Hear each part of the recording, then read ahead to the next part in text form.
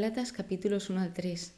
Hay algo que llevo ya varios capítulos diciendo y es porque no para de aparecer. Y es que Jesús vino por ti.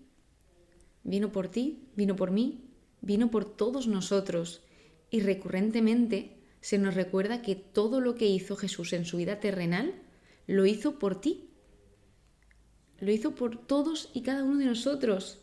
En todo momento está hablando de que vino a amarnos, que vino a entregarse por ti y por todos, que vino a rescatarnos, que vino a darnos libertad.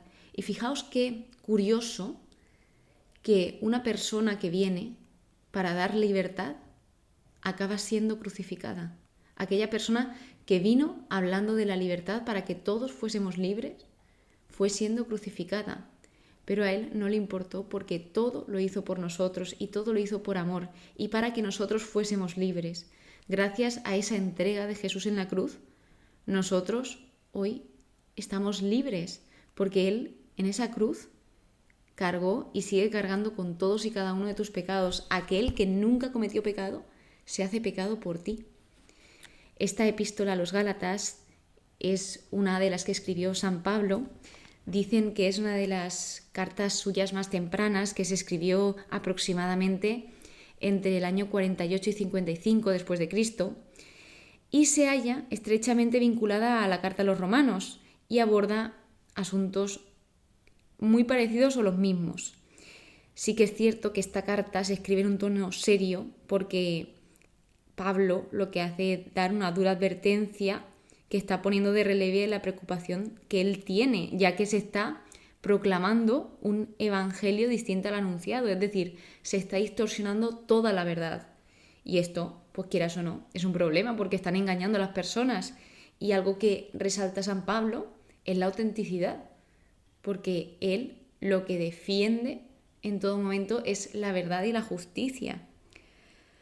Así que bueno, pues esta epístola se escribe a varias iglesias, que no solo a una, en la región de Galacia.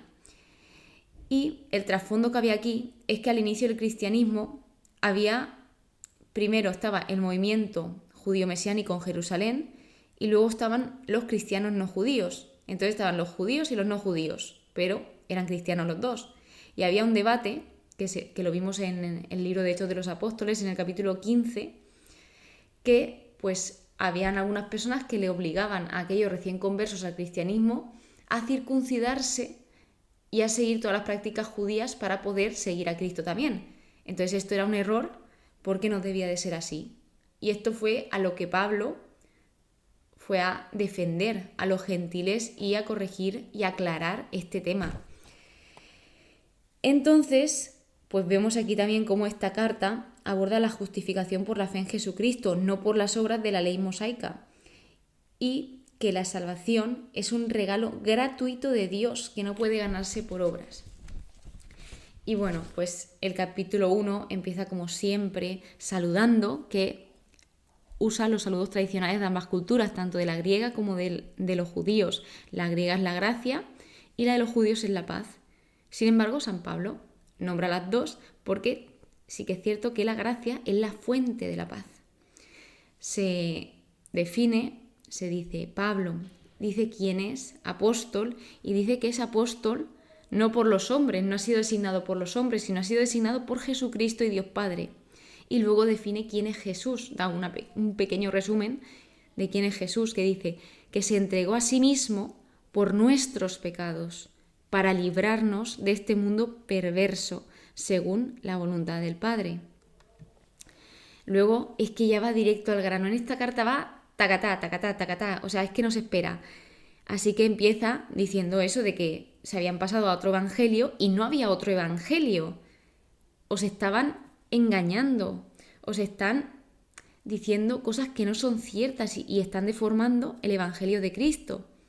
Entonces lo que les hace ver es: ¿qué creéis que ando buscando ahora? ¿El favor de los hombres o el de Dios? Si todavía tratara de agradar a los hombres, ya no sería siervo de Cristo. Entonces Pablo lo que deja claro es que él quiere hacer la voluntad de Dios y agradar a Dios, no a ellos. que era lo que estaba sucediendo con esos falsos apóstoles que querían agradar a los hombres y beneficiarse de los hombres en lugar de agradar a Dios. Y esto era un problema muy gordo, porque al final, si tienes una autoridad y la usas mal, vas a llevar a muchos detrás de ti a que vayan por mal camino y a que se pierdan. Luego habla del llamado de Dios. Dice, el Evangelio anunciado por mí lo recibí y aprendí por revelación de Jesucristo. Y habla de quién era él antes de Cristo, que me parece precioso porque está diciendo, yo antes era el que os perseguía a vosotros mismos. Y ahora, después de ese encuentro con Cristo, soy esta persona. Y habla de esa vocación que le fue dada, que fue apóstol de los gentiles.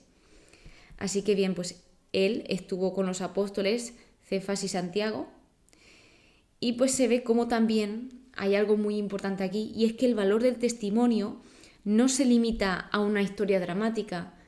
O sea, tu testimonio, para que sea válido, no tiene que tener cosas dramáticas de ha pasado esto, un accidente, me pasó esto tan fuerte. O sea, tal vez tu testimonio tenga que ser sencillo. Todos los testimonios son válidos y todos son bonitos y todos hablan de la obra de Dios que ha hecho contigo. No por ser más fuerte o menos fuerte es mejor o peor. Todos son únicos y eso es lo importante y lo bonito, de que se diferencian los unos de los otros y se ve esa originalidad de Dios, de cómo llega a cada persona.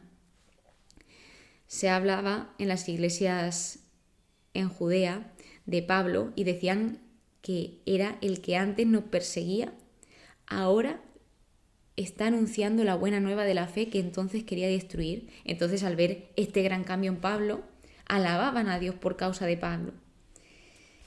El capítulo 2 lo que nos habla es de esa asamblea de Jerusalén, que Pablo va con Bernabé y Tito a Jerusalén y sube no porque él quiere, sino que sube movido por una revelación. Él va a hablar con los apóstoles porque él no podía fundar iglesias sin quedar de acuerdo con la iglesia madre, que estaba representada por 3 columnas, que esas 3 columnas eran Santiago, Cefas y Juan. Y pues lo que les dice es contarles el Evangelio que le fue revelado para asegurar que fuese consistente con el de ellos, que así fue.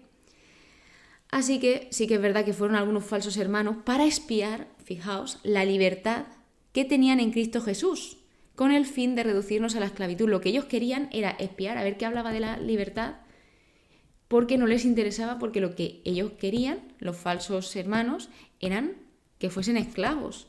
Entonces, en ningún momento ceden, porque lo que quieren ellos, los apóstoles de verdad, por así entendernos, Pablo y todos los demás, querían salvaguardar la verdad del Evangelio.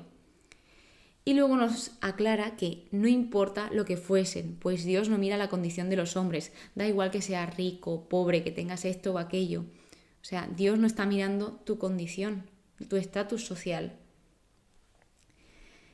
Habla que la evangelización de los incircuncisos se confió a Pablo y a Bernabé y la de los circuncisos se confió a Pedro. Y para aclararnos un poquito, es que la circuncisión era la señal de iniciación en la fe judía y el pacto mosaico, cosa que ya, pues con ese nuevo pacto, con esa entrega de Cristo por nosotros, ya no era necesaria esa circuncisión para la salvación.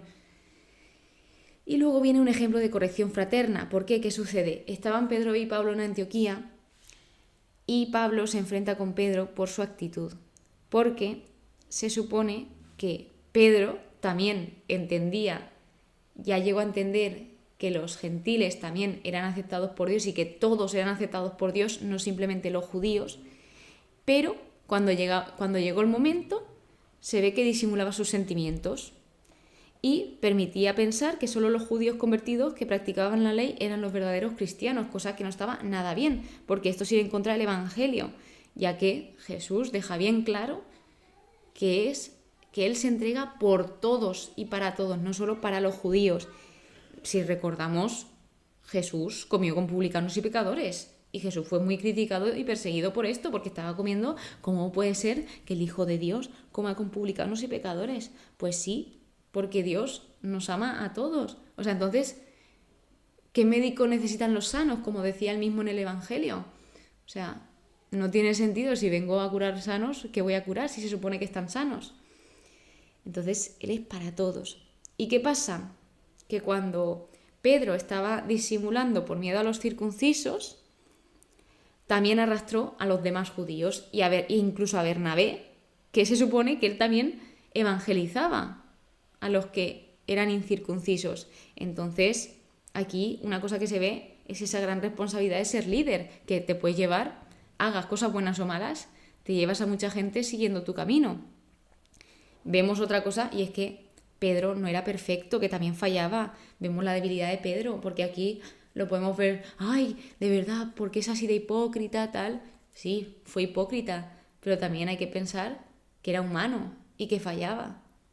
Entonces, esto también es importante, reconocer esos fallos.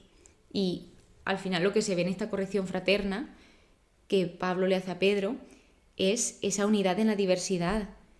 Y qué bonito es ayudarnos los unos a los otros cuando caemos.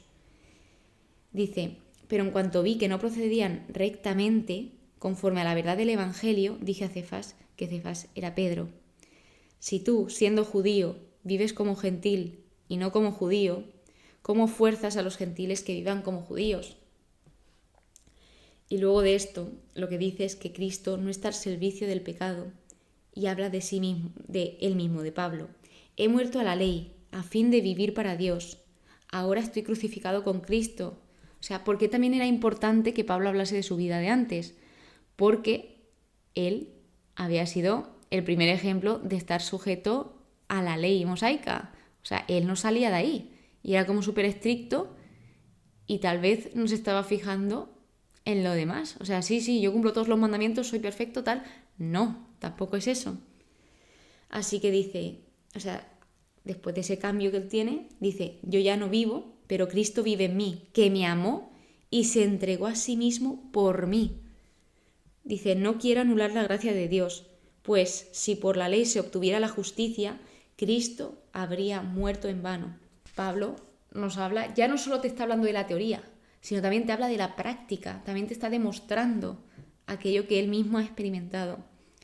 Por último, el capítulo 3 habla del razonamiento doctrinal y habla de la experiencia cristiana, donde vamos viendo cómo la salvación por Cristo es la base de toda la catequesis paulina. Bien, pues aquí hubo algo que me hizo mucha gracia, y es que en este capítulo específicamente habla mucho de la fe, del creer, y sobre todo se invita a una fe propia. Y decía en el estudio, que es muy buena explicación, que Dios es padre, que Dios no es abuelo. O sea, está muy bien que tú hayas nacido en una familia cristiana y que tengas una fe heredada, pero también es muy importante no decir, bueno, como mis padres son cristianos, pues ya estoy salvado, por ejemplo, ¿no? O sea, una cosa. Pero lo que se te invita es a decir, vale, tus padres son cristianos, pero tú también ten esa relación con Dios, porque además es que es muy bonita tener esa relación con Dios. Entonces, bien, por lo que viene a decir en este capítulo, empieza diciendo, ¿quién os ha fascinado después que ante vuestros ojos ha sido presentado Jesucristo crucificado? Y habla de Abraham, se va a los principios, tanto que ellos son tan estrictos con la ley, se va a los principios antes de que llegase esa ley, y se va a Abraham, que dice que solo por la fe se llega a ser hijo de Abraham. Los hijos de Abraham son los que creen. Y Abraham no solo creyó en Dios, sino que creyó a Dios, confió en Dios. Y se ve aquí cómo se está conectando el Antiguo Testamento con el Nuevo, mostrando la continuidad de ese plan de salvación que empezó desde lo antiguo. Y luego pues personifica la Escritura, donde Dios habla, y dice la Escritura, previendo que Dios justificaría a los gentiles por la fe, anunció con antelación a Abraham esta buena noticia, que es, en ti serán bendecidas todas las naciones. Los que creen son bendecidos con Abraham el creyente. Y dice, Cristo nos rescató de la maldición de la ley, haciéndose él mismo maldición por nosotros. Y cita las Escrituras. O sea, vemos como Pablo es una persona formada en las Escrituras. Esto fue así para que la bendición de Abraham llegara a los gentiles a través de Cristo Jesús y para que, por la fe, recibiéramos el espíritu de la promesa. La ley no anula la promesa. De hecho, la ley llega 430 años después de la promesa. Entonces la promesa fue escrita, fue hecha antes de que existiese esa ley. Y Abraham fue considerado justo por creer. Entonces, las promesas fueron hechas a Abraham y a su descendencia, y aclara. Dice a uno solo, no está diciendo a sus descendientes, dice a uno solo, que es Cristo. Entonces, Dios otorgó a Abraham su favor en forma de promesa. Y luego la función de la ley, porque claro, entonces se preguntarían, ¿qué función tiene la ley? Pues la ley lo que hacía era dar el conocimiento del pecado. Dice, así lleva a la fe en Cristo que ha cumplido la promesa. O sea, la ley lo que hacía era hacer ver y también frenar el rebelión que había de los hombres, marcar un orden, porque estaba todo muy, pero que muy mal. Había mucho desorden, había muchas rebeliones, no se llegaba a ningún acuerdo, o sea, pero siempre esas leyes estaban destinadas a ser temporales. Entonces vemos como también el propósito de la ley uno de los propósitos es llevarnos a Jesús. La ley no se opone a las promesas de Dios. O sea, la ley fue mediada, que la ley es, aquí en este caso está hablando de la ley dada a Moisés en el monte Sinaí. Y las promesas, esta se hace unilateralmente, porque es una promesa de Dios hacia Abraham. La Escritura encerró todo bajo el pecado, a fin de que la promesa fuera otorgada a los creyentes mediante la fe en Jesucristo, que luego lo explica mejor. Porque dice, fuimos encerrados bajo la vigilancia de la ley y estábamos en espera de la fe que debía manifestarse. La ley fue el pedagogo hasta la llegada de Cristo. Una vez llega Cristo, somos justificados por la fe. Todos sois hijos de Dios por la fe en Cristo Jesús. Habla de que Dios no hace acepción de personas, que Dios nos ama a todos. Y dice, ya que sois uno en Cristo Jesús. Y si sois de Cristo, ya sois descendencia de Abraham, herederos según la promesa. O sea, somos hijos y a raíz de que somos hijos, somos herederos. O sea, todo esto por y para nosotros. Así que si alguna vez dudas de que si Dios te ama, que si no te ama, que si a uno le da más, que si a uno le da menos, o sea, Dios te ama. Eso es un hecho, eso es objetivo. No, esto te lo digo subjetivamente porque lo creo así. No es que te lo está diciendo a lo largo de toda la Biblia y ya no solo te lo está diciendo, te lo está demostrando. Muchísimas gracias por estar aquí, muchísimas gracias por escucharme. Espero que pases muy, pero que muy buen día y que Dios te bendiga.